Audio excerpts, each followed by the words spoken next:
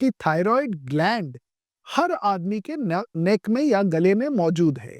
आपको सर्दी ज्यादा लग रही हो, वजन 2 से 4 किलो बढ़ गया हो, थोड़ा एंजाइटी के सिम्टम्स रहते हैं, गर्दन का अल्ट्रासाउंड कराना पड़ता है, वो डाइट और मेडिसिन द्वारा आपकी थायराइड की प्रॉब्लम्स को मैनेज करा जा सकता है। तो घबराए नहीं, क्योंकि ये ऑपरेशन बहुत सेफ है। नमस्कार दोस्तों, मैं डॉक्टर सुमीत शाह। मैं सीनियर कंसल्टेंट हूँ नई दिल्ली में जनरल लैप्रोस्कोपिक, रोबोटिक और बेरियाट्रिक सर्जरी में। और आज मैं आपके साथ जुड़ रहा हूँ एक बहुत ही कॉमन प्रॉब्लम के बारे में बात करने के लिए, जिसको हम लोग बोलते हैं थायराइड। तो दोस्तों, थायराइड हो गया है, ये एक गलत स्टेटमेंट है, क्योंकि थायराइड ग्लैंड हर आदमी के नेक में या गले में मौजूद है। और ये थायराइड ग्लैंड का या थायराइड ग्रंथि का क्या काम है? ये एक ऐसे हार्मोन्स बनाती है जो कि हमारे बॉडी के मेटाबॉलिज्म को नॉर्मल रखते हैं, हमारे बॉडी में हीट जनरेट करते हैं। अगर ये थायराइड ग्लैंड हार्मोन कम बनाती है, तो इसको हम बोलते हैं कि ये है हाइपोथायरॉइड स्टेट। और अगर ये हार्मोन ज्यादा बना रही है, तो इसको हम बोलते हैं हाइपरथायरॉइड स्टेट।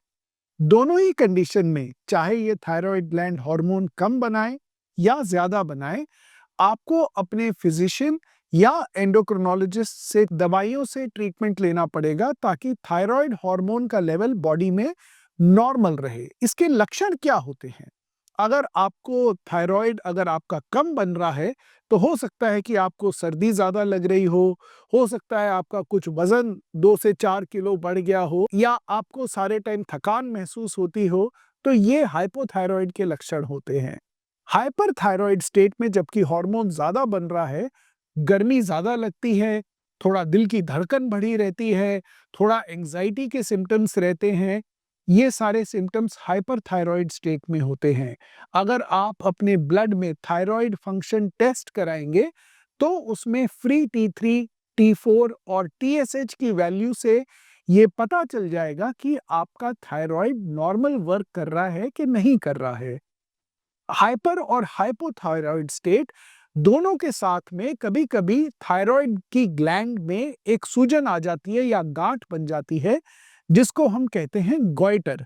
तो गॉइटर का मतलब है कि थायराइड ग्लैंड का बड़ा होना। थायराइड ग्लैंड गर्दन में मिड लाइन के दोनों तरफ होती है। तो कभी तो पूरी थायराइड ग्लैंड बड़ी होती है, कभी उसका एक हिस्सा बड़ा हो जाता है, या कभी-कभी थायराइड ग्लैंड के अंदर एक छोटा और एक गांठ बन जाती है, जिसको हम नोड्यूल कहते हैं।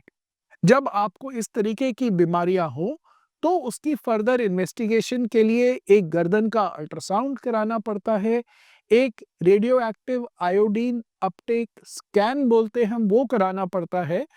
और कई बार हमारे को इसके लिए एडवांस्ड इन्वेस्टिगेशन जैसे कि MRI वगैरह भी कराना पड़ सकता है। यद्यपि आपका थायराइड ग्लैंड की सूजन यानी कि गॉइटर आपका काफी बड़ा हो गया है, कॉस्मेटिकली वो आपकी गर्दन पर खराब दिख रहा है, या उसमें हमारे को शंका है कि इसमें अंदर कोई ना कोई कैंसर डेवलप हो सकता है, तो उसके लिए पहले हम एक सुई की जांच कराते हैं, जिसको हम बोलते हैं FNAC जांच। FNAC जांच के उपरांत अगर जरूरत पड़े, तो हम ऑपरेशन द्वारा थायराइड ग्लैंड के साइज को या तो छोटा कर सकते हैं, या जो हिस्सा थायराइड ग्लैंड का ठीक नहीं दिख रहा है उसको रिमूव भी कर सकते हैं। तो only 10% of the cases of thyroid problem require an operation, but 90% cases जो मेडिकल प्रॉब्लम की वजह से, आयोडीन की कमी की वजह से, वो डाइट और मेडिसिन द्वारा आपकी थायराइड की प्रॉब्लम्स को मैनेज करा जा सकता है।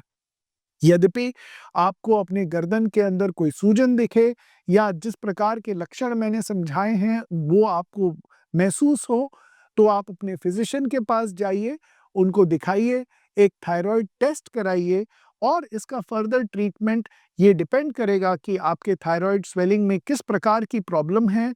मेडिकल ट्रीटमेंट 90% टाइम कामयाब है, लेकिन 10% केसेस में यद्यपि आपको ऑपरेशन की जरूरत पड़े, तो घबराए नहीं, क्योंकि ये ऑपरेशन बहुत सेफ है, और स्किल्ड सर्जन और एक इक्विप्ड सेंटर में होने से इसमें रिस्क काफी मिनिमल ही रहता है।